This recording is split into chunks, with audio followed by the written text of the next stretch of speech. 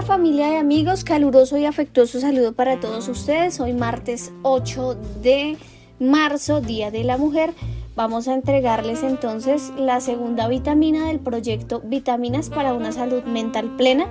Recuerden que me ayudan mucho difundiendo la vitamina. Nadie sabe en qué momento puede ser de utilidad para alguien. Un saludito muy especial a todos, gracias por sus consejos, por su motivación para seguir con el proyecto, por sus mensajes y sus agradecimientos. Entonces empecemos. El tema de hoy lo he titulado La ansiedad, ¿qué es y cómo manejarla?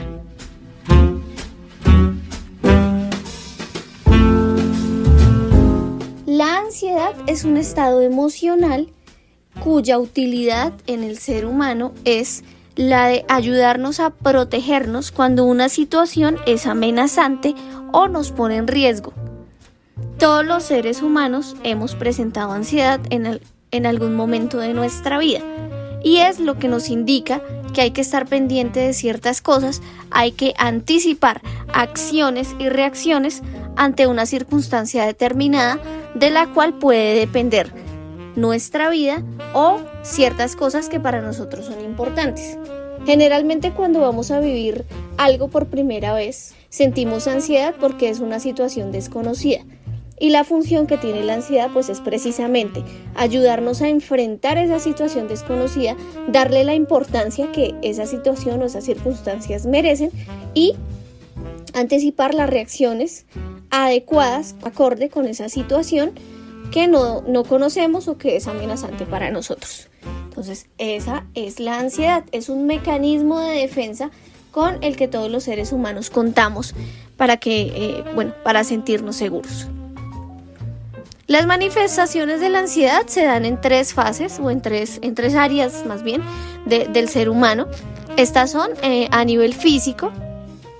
A nivel físico presentamos sudoración, temblor en las manos, en las piernas, dificultad para respirar, síntomas de malestar estomacal, que yo creo que más de uno ha sentido maripositas en el estómago o otras cosas que se relacionan con el tema gastrointestinal.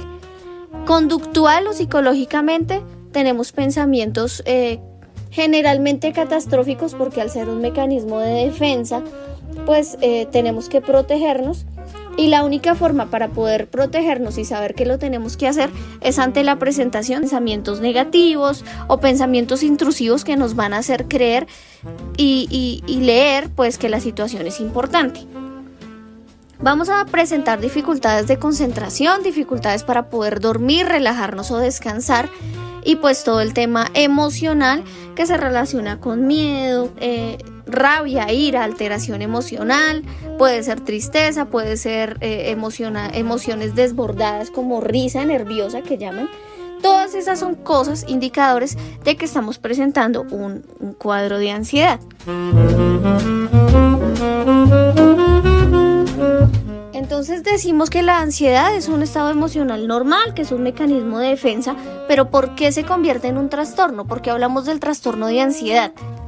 La dificultad con la ansiedad radica cuando todas las emociones, todas las conductas y todas las reacciones físicas se presentan sin estar relacionadas con un estímulo real de peligro o de riesgo o de amenaza. Y no podemos controlarlas, llegando a incapacitarnos para funcionar en todas las áreas de nuestra vida. Al no poder controlar ninguna de estas acciones y reacciones, quedamos incapacitados para poder funcionar hasta que no desaparezca esa situación o ese disparador que nosotros leemos como algo de riesgo. Pero en ocasiones se desconoce cuál es esa situación amenazante y existen reacciones exacerbadas y que están fuera de contexto con respecto a la realidad, y es en ese momento cuando la ansiedad se nos convierte en un trastorno. ¿Qué genera el trastorno de ansiedad? Entonces tenemos las causas, que son las siguientes. Causas hereditarias. Las enfermedades de orden de salud mental generalmente se caracterizan porque son hereditarias. Entonces, cuando se hace el proceso de análisis, siempre se revisa el historial médico de la familia del paciente para saber si lo que se presenta responde a un factor hereditario. Enfermedades concomitantes como la depresión y la ansiedad son enfermedades concomitantes y es muy común encontrar que una persona que sufra de ansiedad entre en un cuadro depresivo o viceversa. Enfermedades de orden médico como diabetes, enfermedades relacionadas con la tiroides, enfermedades coronarias o del corazón, enfermedades de orden respiratorio. Estas enfermedades tienden a ser generadoras de cuadros de ansiedad. Abstinencia o consumo de sustancias psicoactivas o alcohol. Tanto los pacientes que se están rehabilitando como los consumidores activos de este tipo de sustancias presentan cuadros de ansiedad.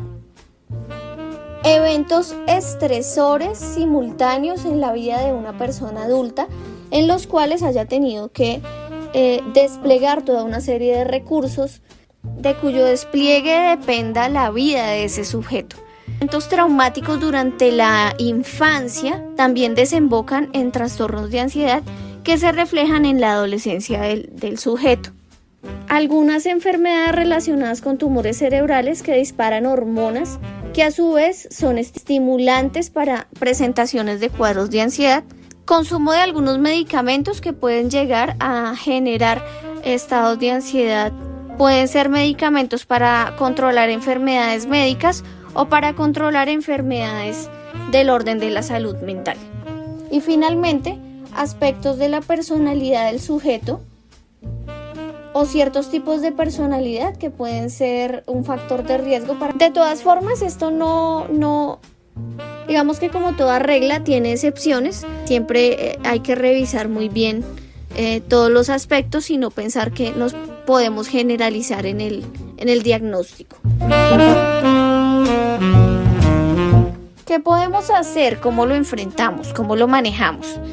Bueno, inicialmente y como primer paso es empezar a buscar ayuda profesional, capacitada, cuando notamos que todo lo que sentimos, lo que pensamos y lo que emocionalmente nos genera una situación se está saliendo de control y nos está incapacitando y nos está limitando en el transcurso de nuestra vida diaria. Como segunda instancia, es importante rodearse de la red de apoyo y de las personas que afectivamente pueden tener un papel importante en nuestra vida.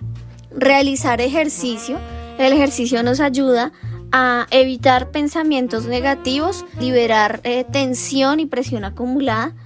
También es importante ocuparse en actividades que nos hagan sentir bien, que nos relajen, que nos hagan sentir tranquilos, que nos hagan sentir felices, siempre en la compañía de la red de apoyo. Es importante darnos cuenta cuáles son los disparadores, hacer una lista de qué es lo que genera el estado de malestar en la persona. Ya con ese listado de posibles disparadores es más fácil evaluar a qué evento o a qué situación responde este tipo de sintomatología. El aislamiento y la evitación no son una buena solución. La evitación puede ser una de las soluciones alternas, que de eso vamos a hablar ahora, pero hay que tener cuidado con eso porque se nos puede convertir en un problema. Buscar actividades que nos ayuden con el control de la respiración y ahorita a través de internet pues podemos encontrar ejercicios para relajarnos, ejercicios para controlar nuestra respiración y para meditar. Todo este tipo de cosas van a ayudar a que la persona logre manejar las emociones y los síntomas físicos que le genera la ansiedad o el cuadro de ansiedad que está presentando. Entonces vamos a hablar de lo que dificulta el diagnóstico.